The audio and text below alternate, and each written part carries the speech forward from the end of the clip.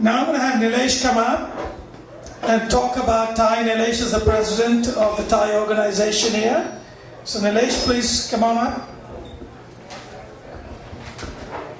That's my, I guess, the official title, but I'm really playing cleanup right here. Everybody's hungry and I have to kind of close the show here. So anyway, just a couple of comments. I'm not going to talk too much about TiE, but first of all, Mayor, thank you very much.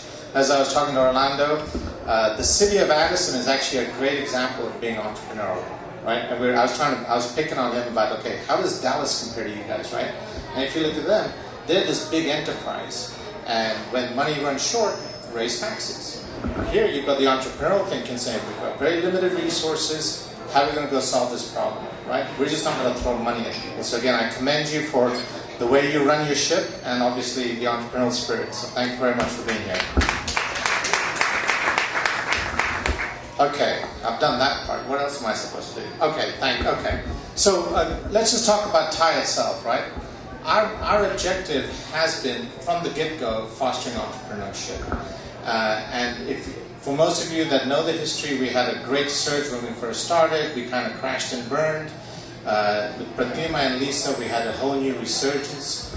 And I think what has happened, and I think this is where we're evolving, and in a different way, being very entrepreneurial, is we're saying, hey, what do we really stand for? And when we say fostering entrepreneurship, what really matters, right? How do we really give back? And one of the things I'm very excited about, two programs that Pratima and Lisa got started last year and really came to fruition this year was the mentoring program and the TiE program. Huge successful programs, and if I look back at this year, what were we most successful at? Those are the two events. And for me, that's what gets me excited.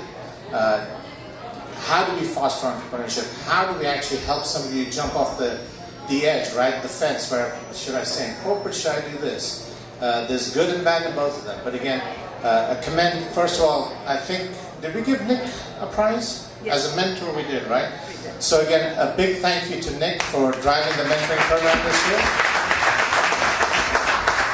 And then Graham for really driving the TiE program, which is the TiE Young Entrepreneurs program.